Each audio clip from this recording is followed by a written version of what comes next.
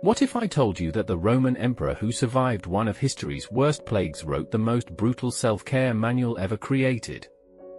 And that this same manual reveals exactly why your meditation apps fizzle after 3 days, your bubble baths leave you feeling emptier, and your motivational podcasts wear off in 30 minutes. Marcus Aurelius never intended for anyone to read his private journal. These were his personal therapy sessions, written while managing an empire during disease, war, and betrayal. But hidden in those pages is a psychological framework so powerful that our brains naturally respond to it in ways we're only beginning to notice. Here's the part that's going to make you uncomfortable. Everything you've been taught about self-care is completely backwards. You've been told to focus on feeling good in the moment. Marcus discovered that real self-love requires you to do the exact opposite. By the end of this video you'll understand why most people abandon their self-care routines within 30 days, and how these 7 ancient practices build unshakable self-respect that no external circumstance can destroy. But first you need to know why your current approach is actually making you weaker. Have you ever noticed that after a relaxing weekend, Monday morning hits you even harder? Or that the more comfort you seek, the less resilient you feel?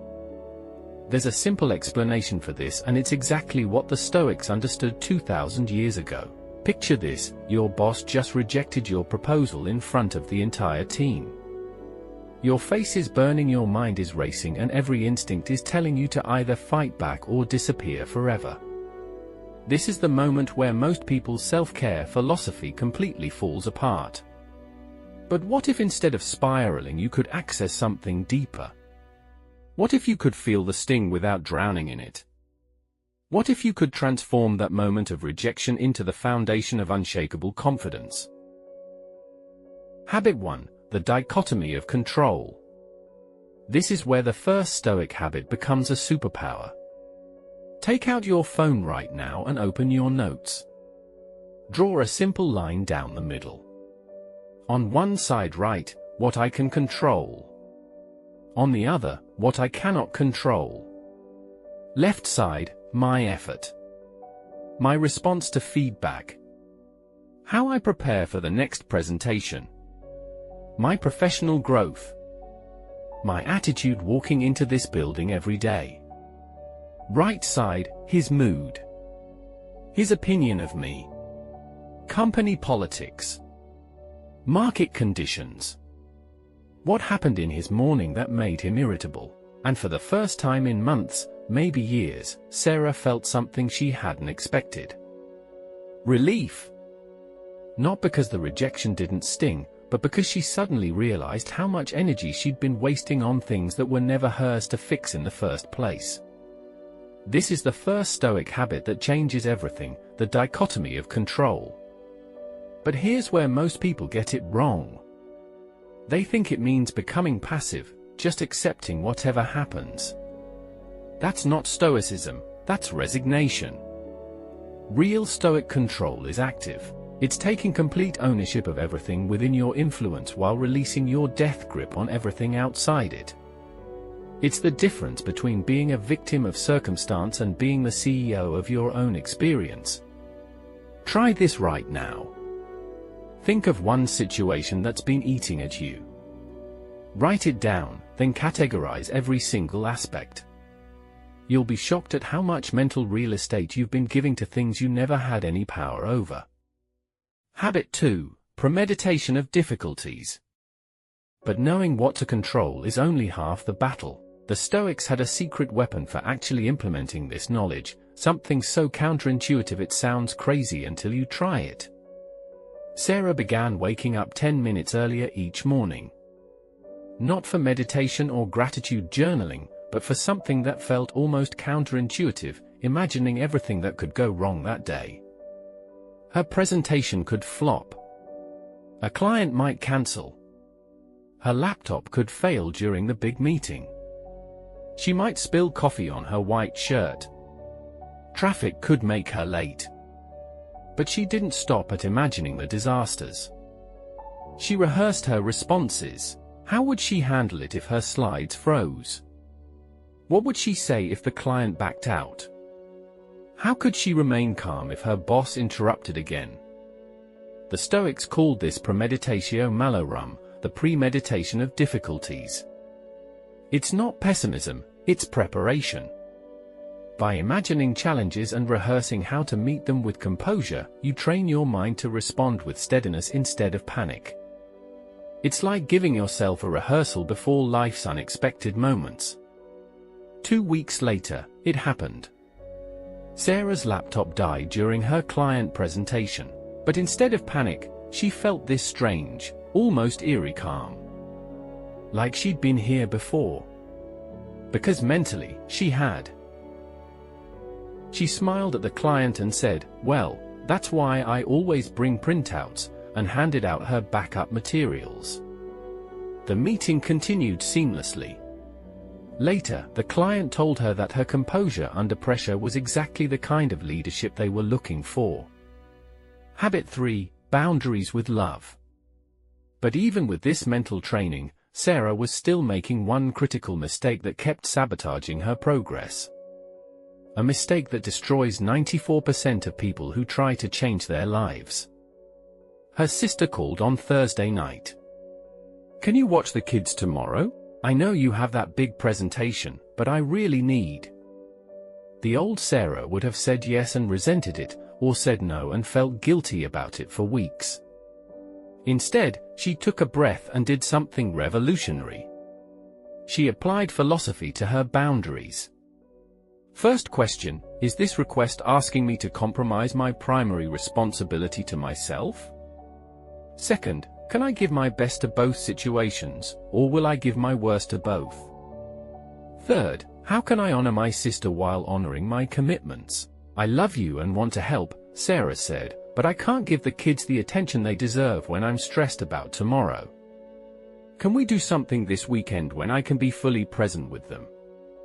Her sister paused. Then, "Actually, that makes sense. Thanks for being honest instead of just saying yes and being distracted." That's when Sarah realized something profound. People don't respect your boundaries, they respect your relationship with your boundaries. When you set them from love instead of fear, from clarity instead of guilt, others can feel the difference. Your boundary audit starts now. What are you saying yes to from fear? What drains your energy without serving any higher purpose? What would you stop doing if you truly loved yourself? But here's the advanced move: Stoic boundaries aren't just about saying no. They're about saying yes to what matters. Habit 4: Seeing obstacles as opportunities. 3 months into her Stoic practice, Sarah faced her biggest test yet. Company restructuring. New boss. And not just any new boss, her former peer, someone who'd consistently undermined her ideas and taken credit for her work. The old Sarah would have spiraled into victim mode. Started job hunting immediately. Complained to anyone who'd listen. Made it all about ego and unfairness. But new Sarah asked different questions. What if this isn't happening to me, but for me? What strengths might this challenge reveal that I didn't know I had? What would this look like if I approached it as a student instead of a victim? Marcus Aurelius wrote, "The impediment to action advances action. What stands in the way becomes the way." This isn't just pretty philosophy, it's a guide to training your mind. When you train your brain to see obstacles as opportunities, you literally rewire your neural pathways from reactive to creative. Sarah decided to approach her new boss like a case study. Instead of focusing on past grievances, she studied his communication style, understood his priorities, figured out how to add value in ways he'd recognize and appreciate. Months later, he became one of her strongest advocates. Not because she manipulated him, but because she'd grown into someone who could influence without authority, lead without title, and turn opposition into opportunity.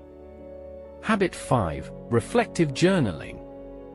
But transformation isn't just about reframing challenges in the moment. It requires a daily practice that most people get completely wrong. Every night, Sarah opened her journal. but not for the usual gratitude lists or venting.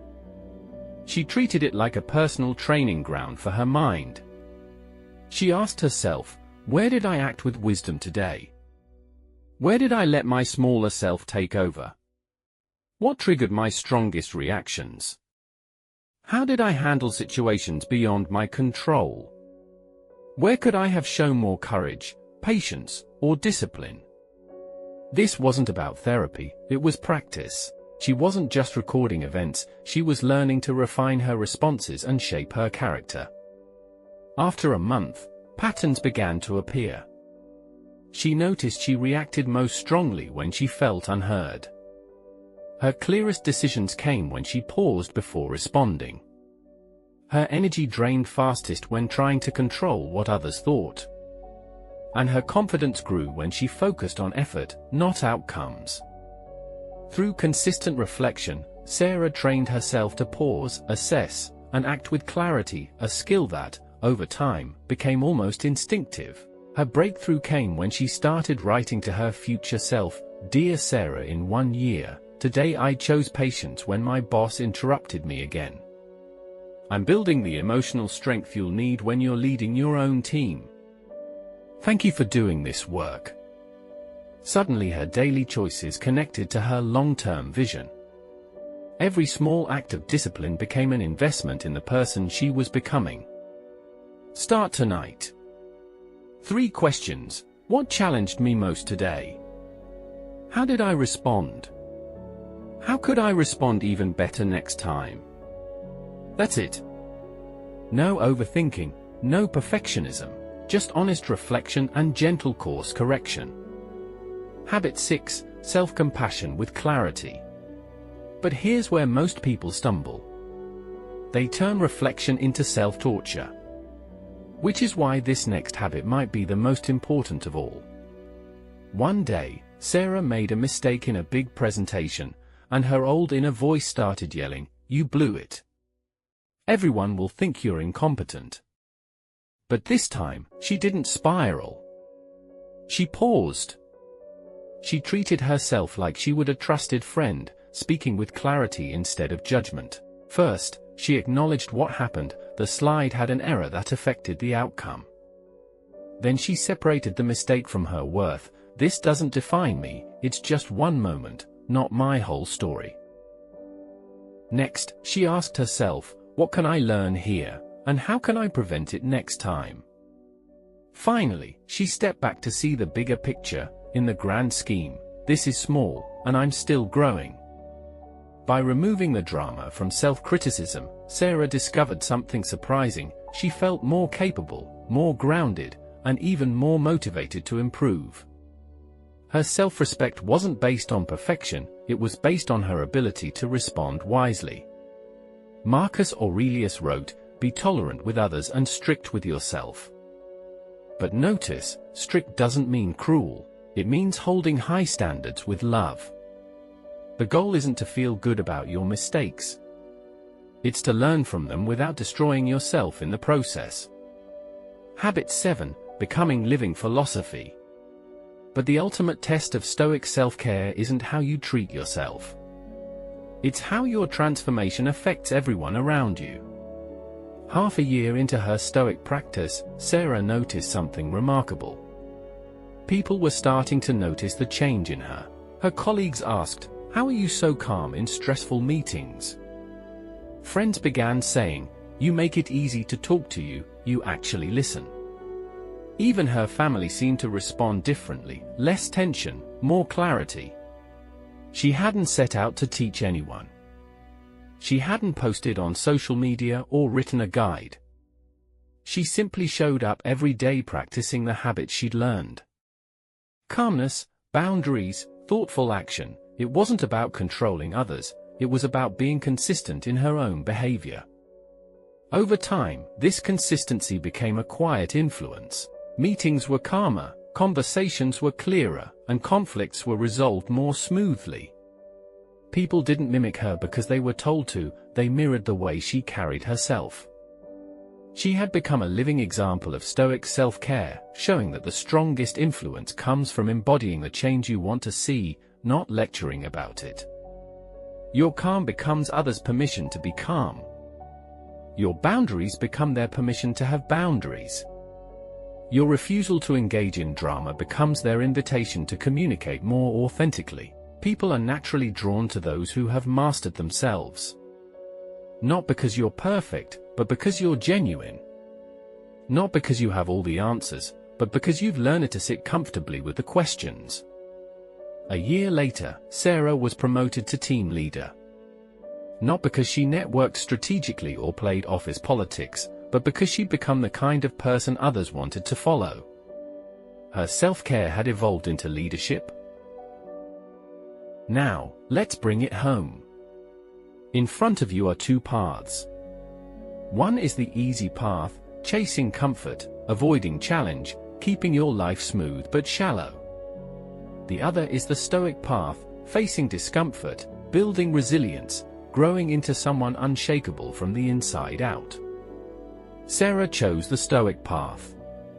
6 months later, she looked in the mirror and saw someone she could genuinely respect, not because her life was perfect, but because her mind was steady, her choices aligned with her values, and her self-respect was unshakable. Here's your challenge: choose just one Stoic habit from today's video.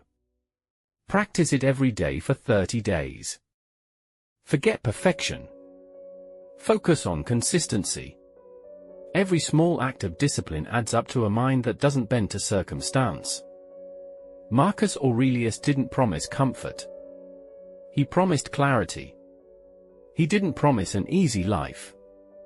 He promised the freedom to act wisely, regardless of what happens around you.